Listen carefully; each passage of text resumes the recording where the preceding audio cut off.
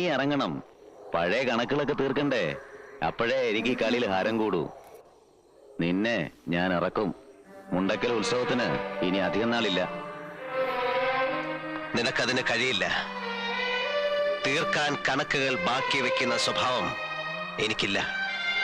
അങ്ങനെ ആയിരുന്നുവെങ്കിൽ തളർന്നുപോയി കയ്യിൽ ഒരു കത്തി കെട്ടി വെച്ച് ഞാൻ വന്നനെ. മുണ്ടക്കിടെ വാതിലും ചവിട്ടി തുറന്ന് പഴയ നീലകണ്ഠനെ മറക്കാൻ ഞാൻ തന്നെ ശ്രമിക്കുക. ഓർമ്മിപ്പിക്കാൻ നീ വെറുതെ ശ്രമം നടത്തണ്ട. ശേഖര, നീ പോ.